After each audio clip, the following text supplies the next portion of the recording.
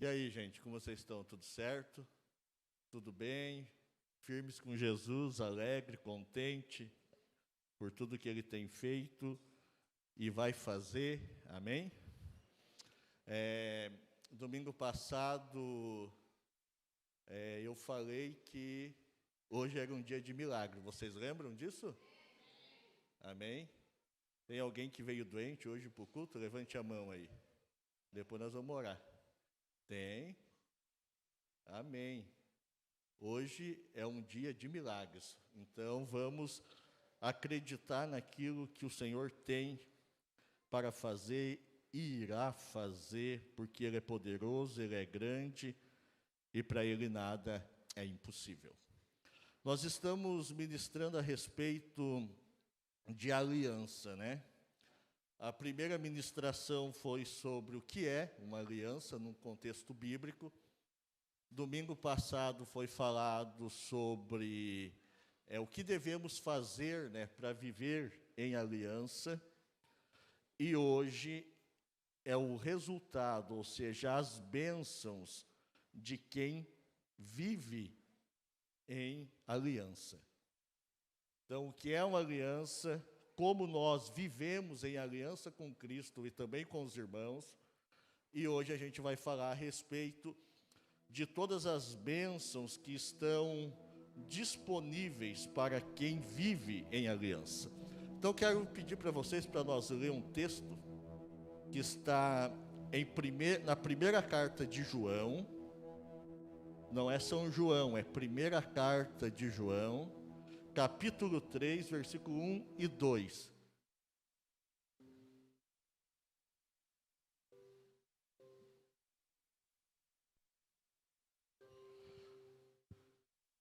Está ali na tela.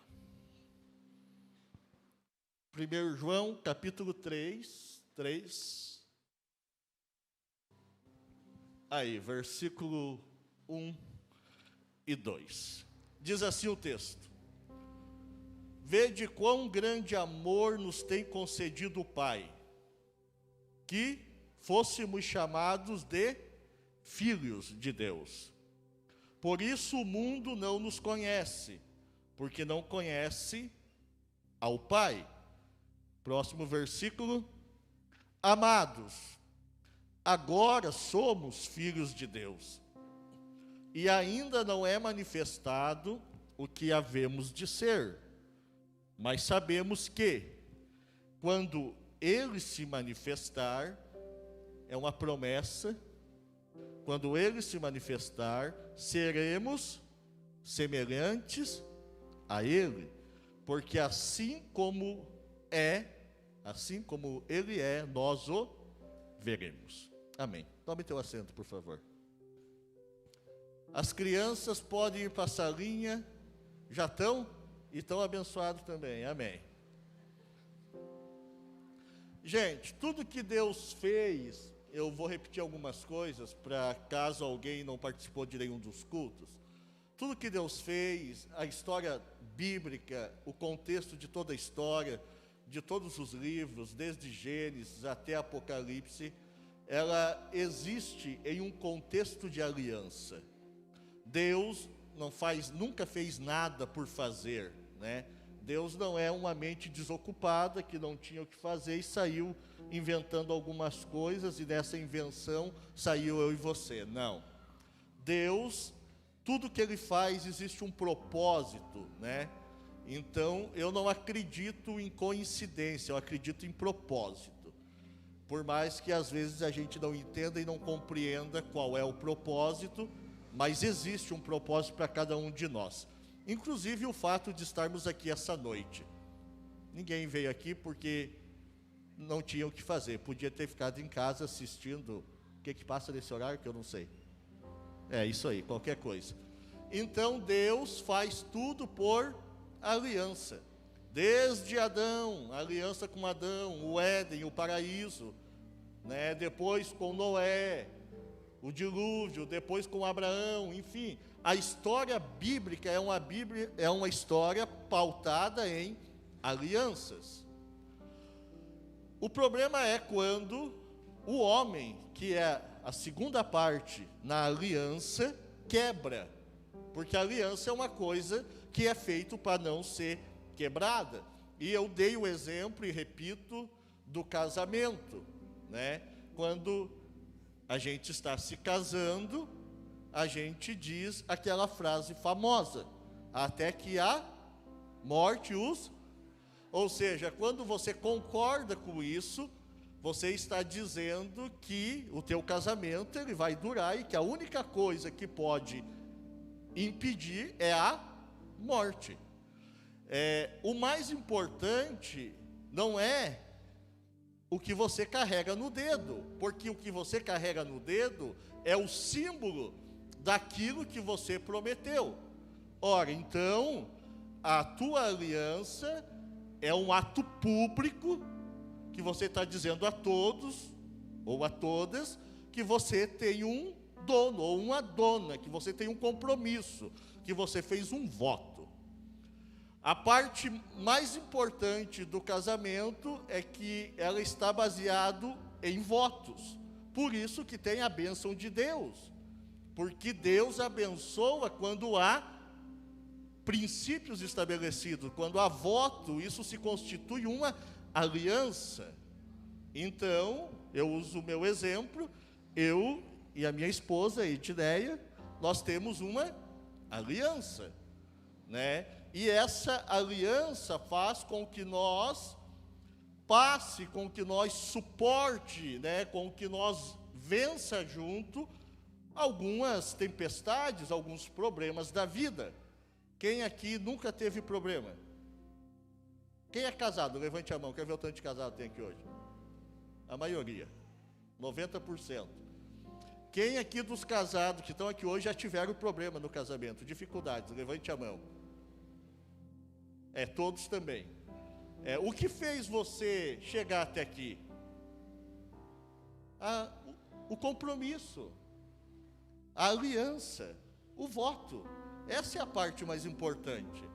Porque outras coisas passam, né?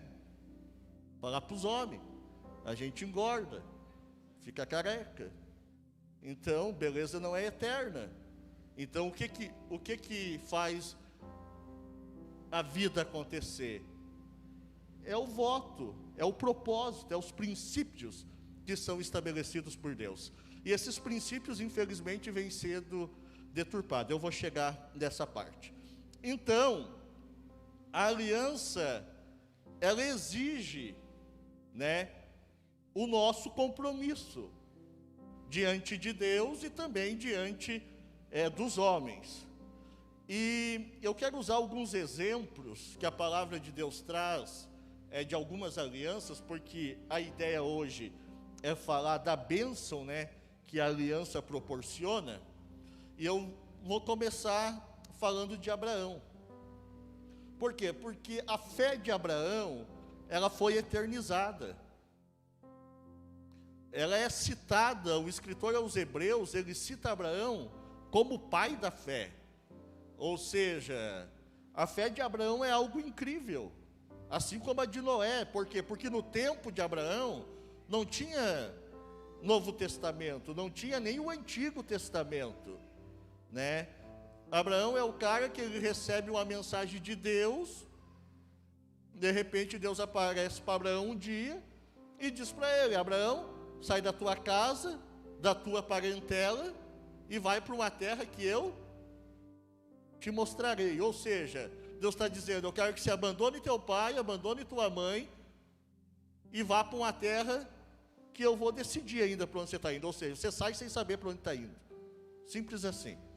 Então, para tomar uma atitude dessa, precisa ter fé.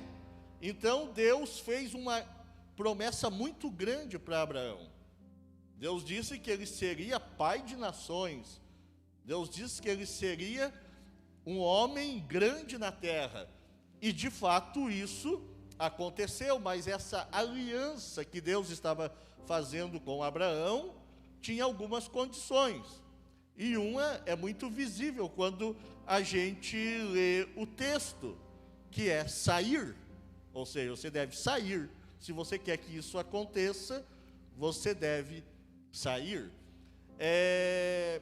Enquanto que aquilo que Abraão tinha, que Abraão vivia, era muito lógico que ele estava deixando, mas era muito incerto e sem noção o que ele ia conseguir, o que ele ia conquistar. Então, Abraão, literalmente, Hebreus 11:8, se o pessoal ali da mídia conseguir colocar para mim, Hebreus 11:8, eu gosto desse versículo porque ele define a forma da aliança que Deus fez com Abraão.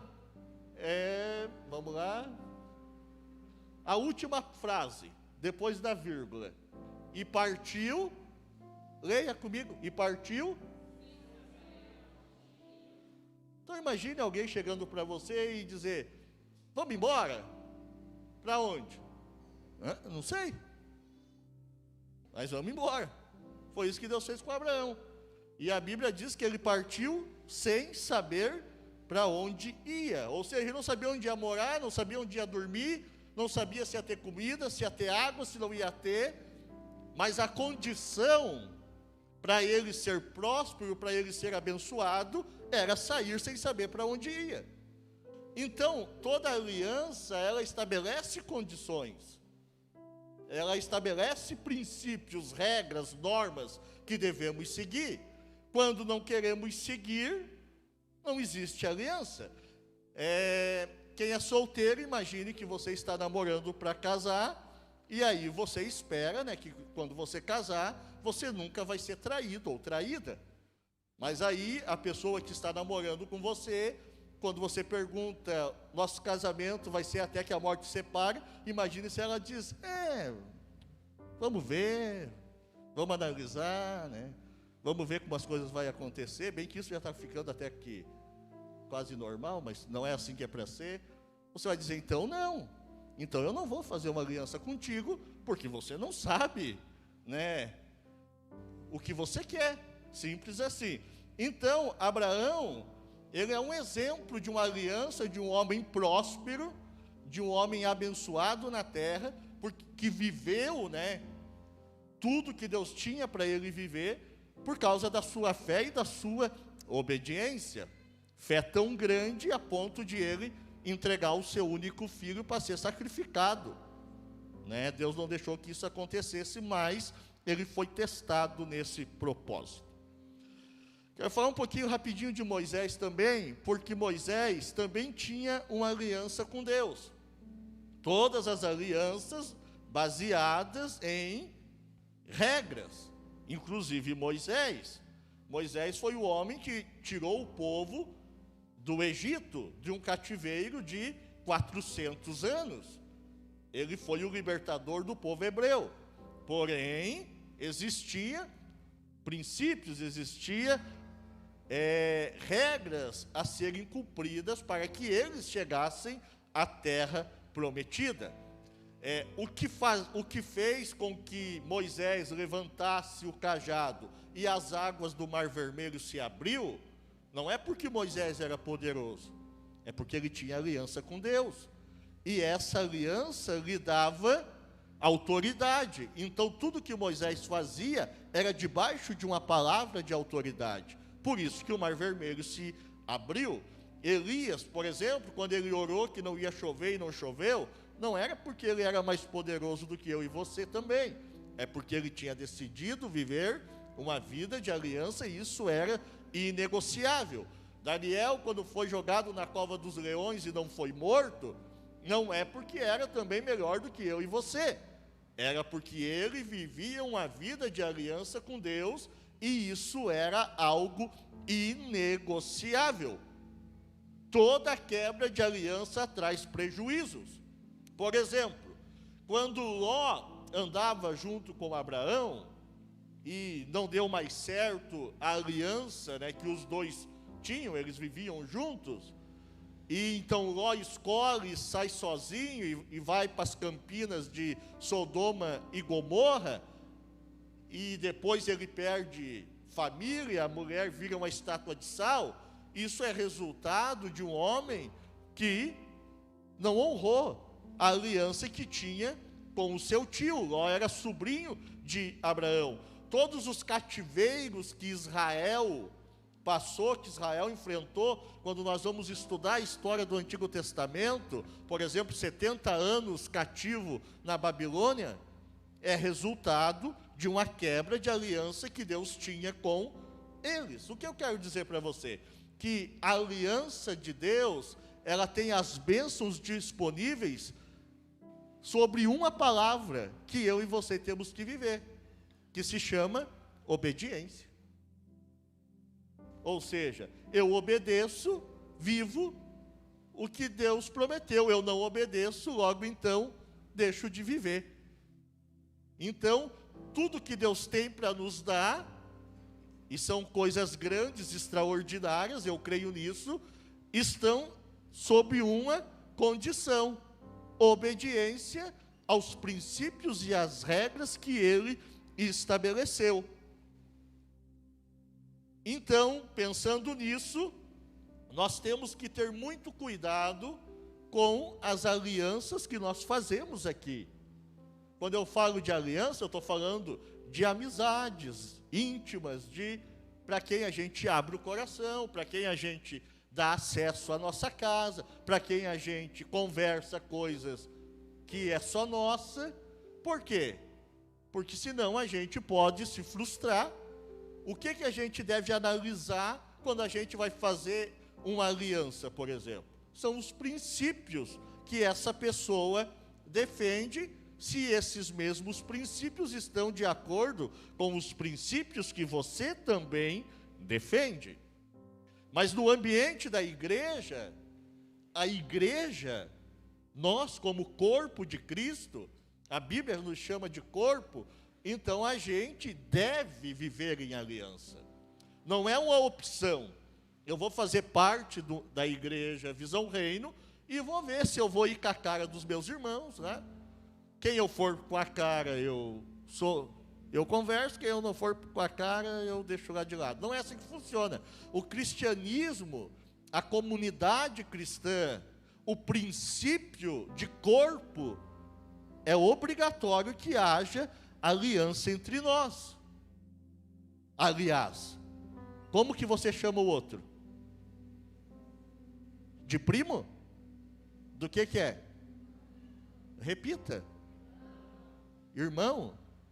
Irmão não traz a ideia de algo próximo? O que a gente não faz por um irmão? Né? Vamos pensar no teu irmão de sangue. Você gosta do teu irmão? Está disposto a ajudar o teu irmão? Né? Eu sei de pessoas aqui que ajudaram muito os seus irmãos. Eu conheço algumas pessoas aqui. Então, irmão a gente defende. Irmão a gente ajuda. Irmão a gente ensina. Com irmão a gente se convive. Com irmão a gente se relaciona. Ora, então vamos mudar o nosso método de tratamento. Em vez de ser irmão, vamos mudar para primo segundo, terceiro, não sei se existe. Então, na igreja, a aliança é algo inegociável. Somos uma família, um só corpo, cada um tem uma função, mas Jesus Cristo é a cabeça, então tudo que Jesus é a cabeça deve funcionar de forma correta. É simples assim o Evangelho.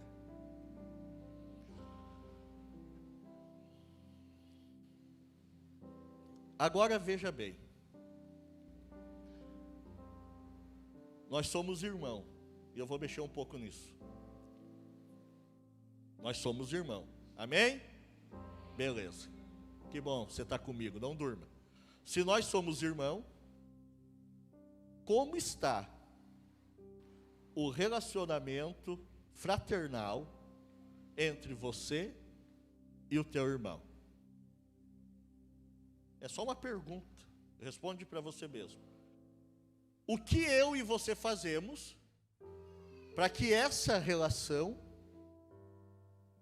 seja boa? Por quê? Porque cada irmão tem uma personalidade.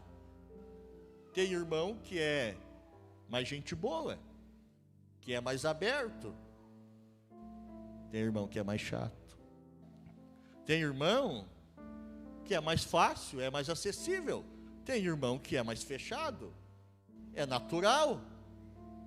Mas o que a gente faz para que exista um relacionamento correto entre nós, como corpo de Cristo? E aí eu tenho que mexer no texto de Atos dos Apóstolos da igreja primitiva. Quando a Bíblia diz que uma só era a alma e o coração dos que criam. Era uma igreja com 5.000 membros, com um só coração.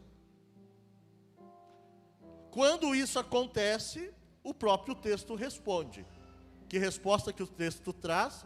Não havia entre eles necessitado algum.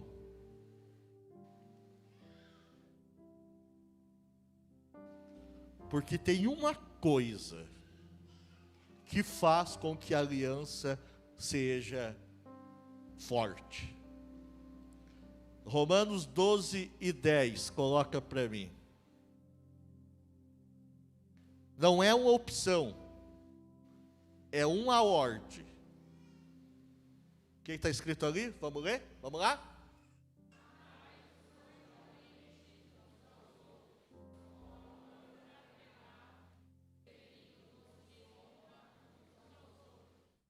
Tá, o texto diz assim, deixa ali o texto.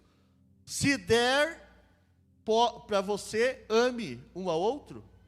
Não. O texto diz assim, se for possível, você ame o outro? Não. O texto é imperativo, é direto. Amai-vos cordialmente uns aos outros. Não existe aqui a opção de não amar. Não existe. O amor bíblico, o amor de Deus, o amor derramado que só o Espírito Santo proporciona em nosso coração, ele deve ser a marca da nossa vida. A Bíblia diz que se eu digo que amo a Deus e não amo o meu irmão, eu sou mentiroso. Porque se eu não amo o meu irmão que eu vejo, como eu digo que amo a Deus que eu não vejo? Então a aliança, ela parte de uma palavra chamada amor, é simples assim. E o texto, ele, além de mandar nos amar, ele quebra todo o egoísmo e todo o estrelismo dentro de uma igreja. Porque o texto termina dizendo, preferindo-vos em um ao. Ou seja, o que é eu preferir em honra ao outro? O que você entende quando Paulo está dizendo que você deve preferir em honra o teu irmão? Pense comigo um pouquinho. Paulo está dizendo que eu devo procurar honrar o meu irmão. Ou seja, aqui quebra todo o egoísmo. Todo o orgulho é quebrado. Se eu entender o princípio da honra. Por quê? Porque se eu honro o meu irmão, lógico, logo então eu trato ele com honra. Se ele é tratado com honra e ele trata o outro com honra, então a honra se torna uma cultura dentro de uma comunidade. Aliás, a palavra comunidade, ela tem duas palavras, já parou para pensar? Comum e unidade. Aquilo que é comum para a unidade, comunidade. Então, se eu honro meu irmão, logo então eu cumpro o ministério de Cristo. E a palavra cristão faz sentido na minha vida, porque a palavra cristão quer dizer aquele que professa e vive a religião que Cristo viveu. Se eu não amo, se eu não honro, não sou cristão. É meio forte, mas vamos lá. O que Jesus fez né? O que aconteceu na minha e na tua vida, depois que Jesus fez uma aliança comigo e com você. Jesus fez uma aliança comigo e com você. Paulo escreve que ele fez uma nova aliança no seu sangue. Ou seja, quando Jesus morreu na cruz, quando Jesus foi pregado na cruz, quando Jesus foi transpassado por uma lança na cruz, quando o seu sangue foi derramado, ele estava fazendo uma aliança comigo e com você. E essa aliança nos proporcionou muitas coisas. Eu quero citar algumas. Romanos 6 e 17. Romanos 6, 17 e 18. Já está aqui? O 18.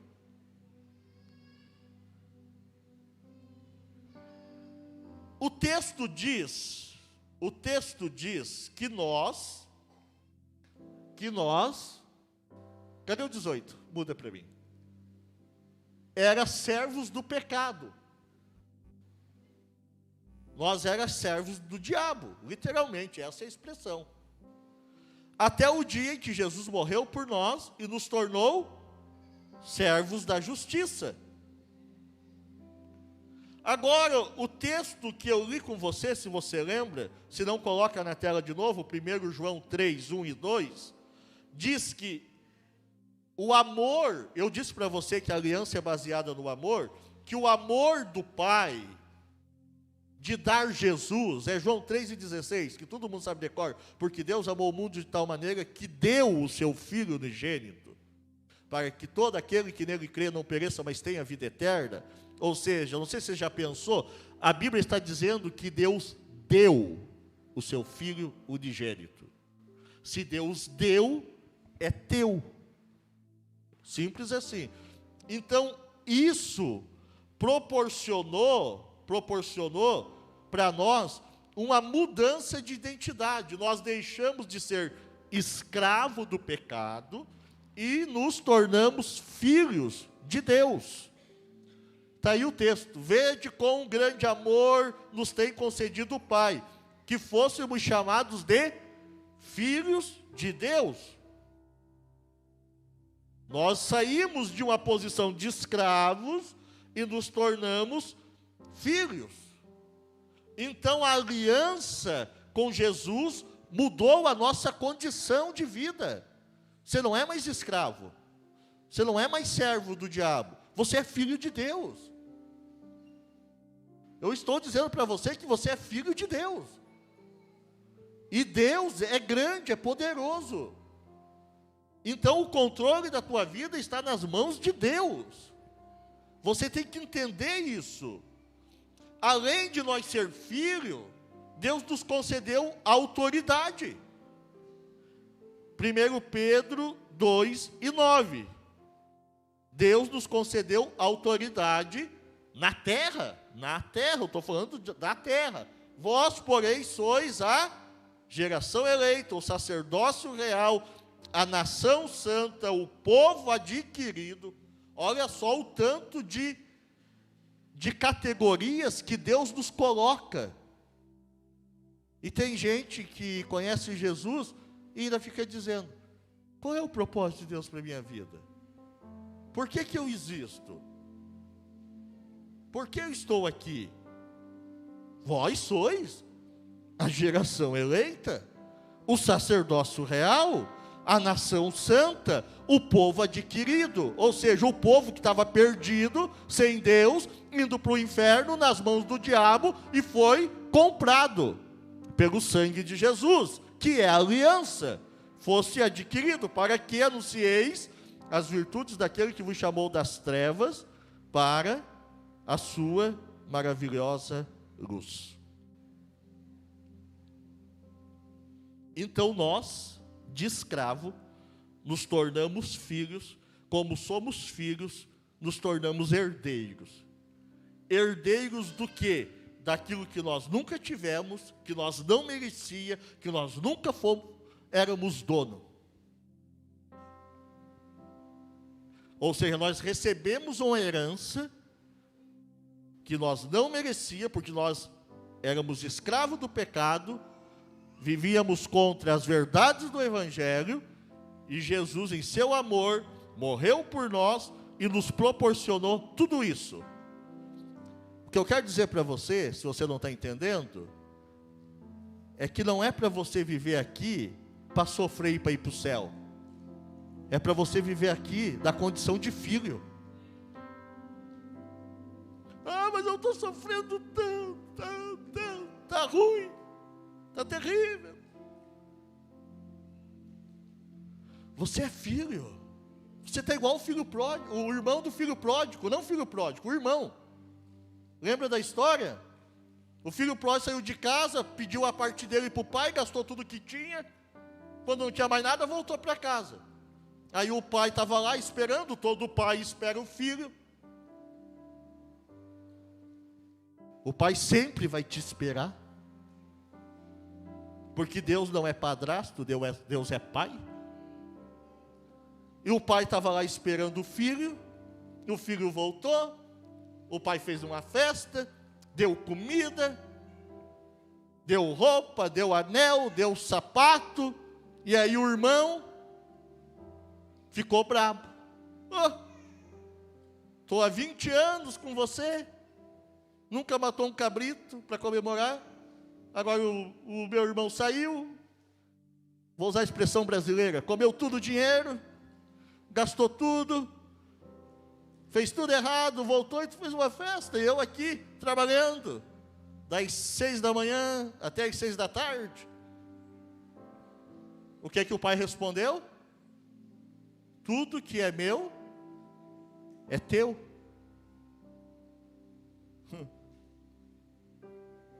Você tem Deus como pai, mas vive como escravo.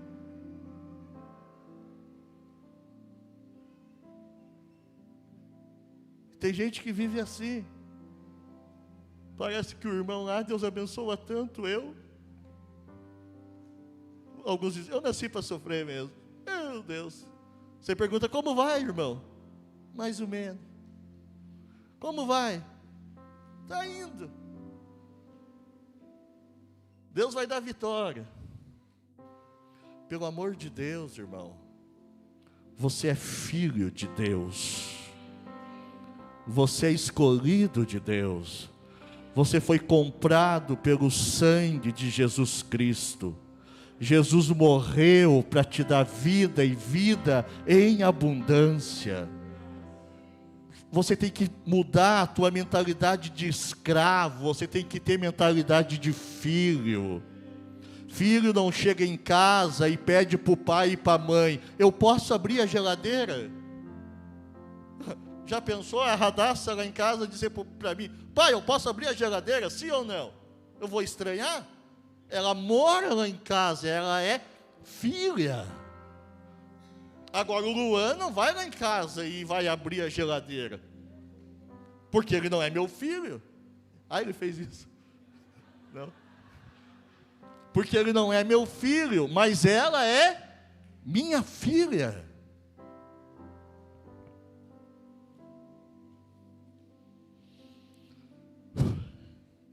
O que eu quero que você entenda é bem simples. Tudo que é de Deus também é teu. Porque a Bíblia diz que Deus é Pai.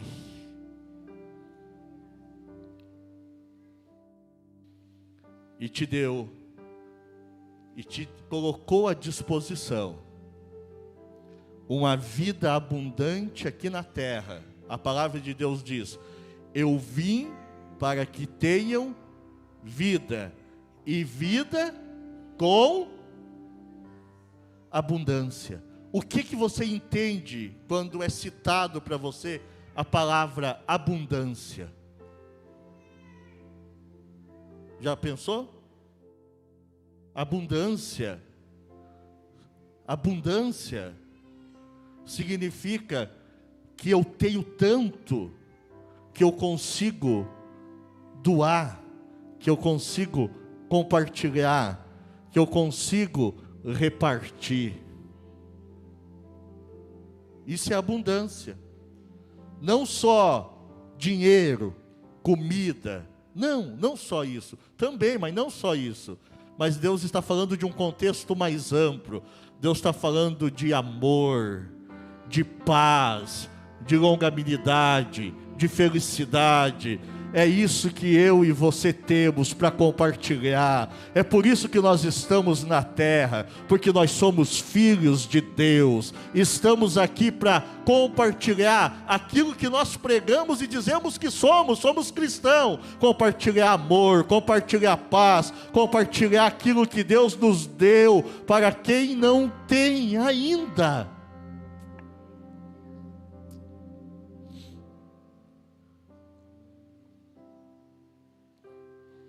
Você já foi salvo, irmão? Se não foi, hoje você pode ser.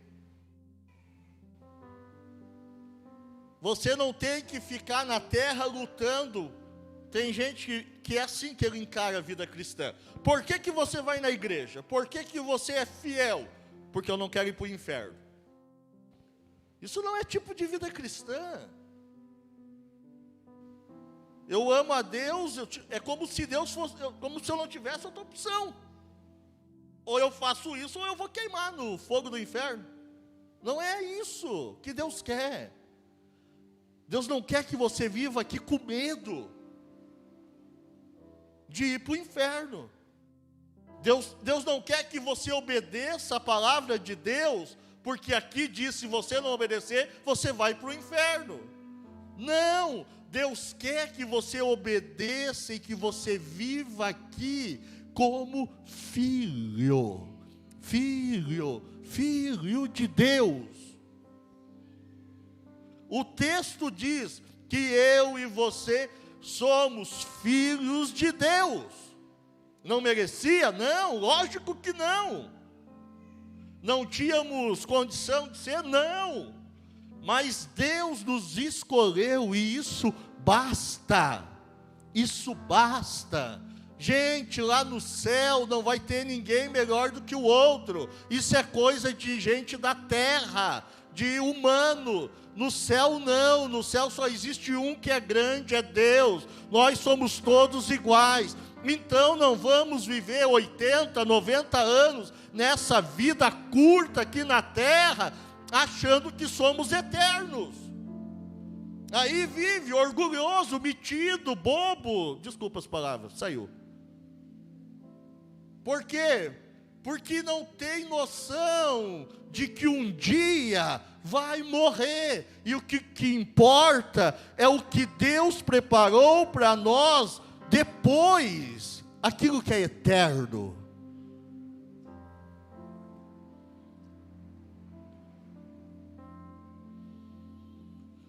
Primeiro Pedro 1:4.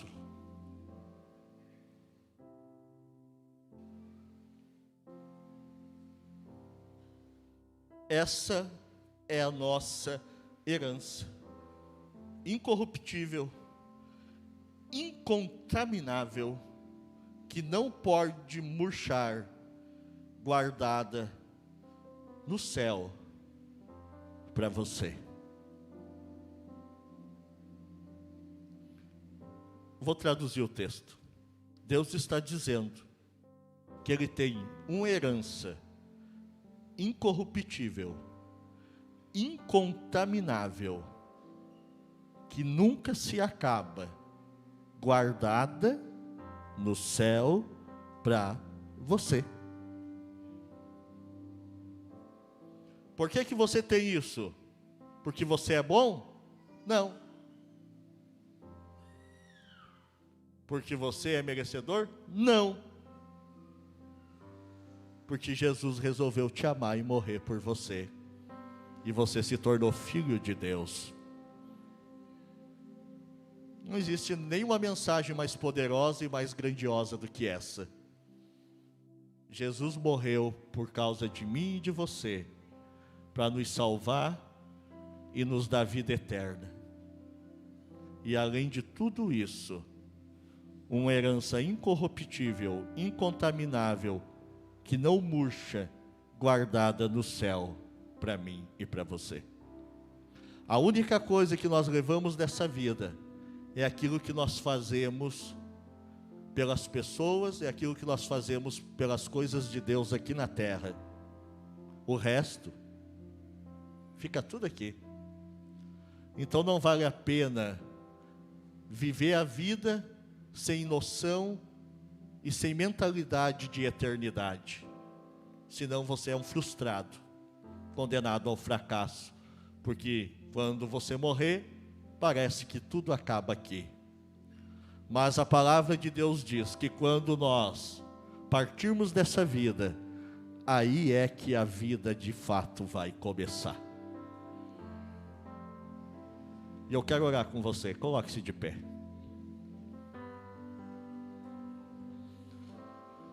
A aliança com Deus, através de Jesus Cristo, seu Filho, nos proporciona tudo isso.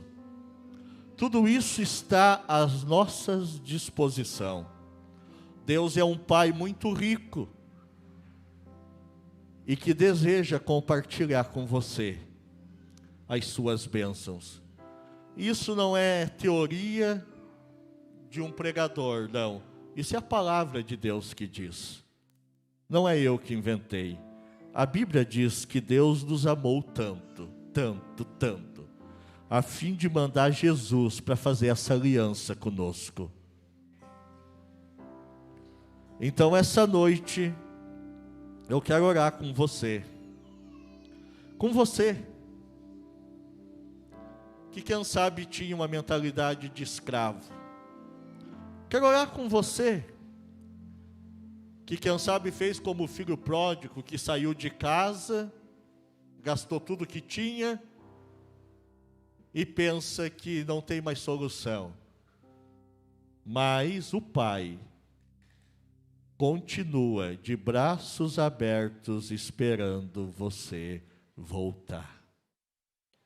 Quem sabe você veio aqui hoje, essa noite, porque precisava de uma palavra, de um conforto, de um alívio, não sei o que você está passando.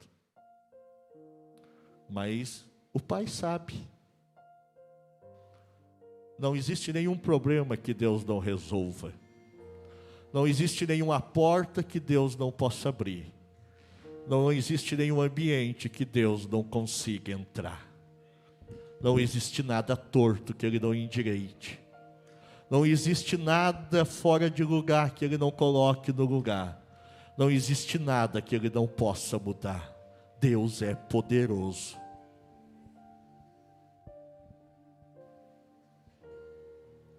E aí, você é filho?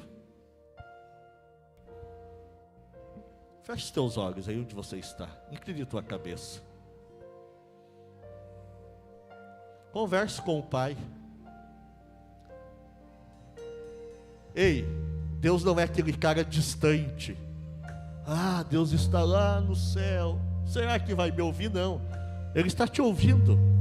Não importa, não importa, não importa se você pecou, se você errou, se você fez coisas que não devia fazer. Ele é Pai. Ele é Pai. Ele fez uma aliança por causa de você. Ele é Pai. E Ele está aqui essa noite para consolar o teu coração. Ele está aqui essa noite para renovar você, para te devolver as tuas forças. Que o Espírito Santo de Deus convença você. Que o Espírito Santo de Deus toque no teu coração essa noite. Oh Espírito Santo, que a tua oração não fique dentro desse ambiente, dentro dessa casa, mas que a tua oração chegue até a presença de Deus. A Bíblia diz: clama a mim e responder-te-ei, e anunciar-te-ei coisas grandes que tu não sabes. Deus é Deus de coisas grandes. Deus é Deus de coisas grandes, de coisas extraordinárias, de coisas espetaculares. Deus é Deus dos deuses, Ele é o Senhor dos senhores. Não existe nada que Ele não mude, não existe nada que Ele não coloque no devido lugar. Oh, essa noite, que o Espírito Santo de Deus convença você que você é filho, que você é filho, que você é filho, que Ele, essa noite, tire a tua mentalidade de escravo, de servo, e convença você. Não é a minha palavra, não é eu que convenço, é o Espírito Santo que convence. Então que Ele convença você que você é filho de Deus, que você é filho de Deus. Ouça a voz do Pai essa noite. O Pai está de braços abertos te esperando, dizendo: pode vir, filho. O que você precisa, filho? O que eu posso fazer por você, filho? O que você precisa que eu faça por você? Receba o consolo do Pai, receba o conforto do Pai, receba o abraço do Pai. Oh, aleluia! Faça uma aliança com o Pai.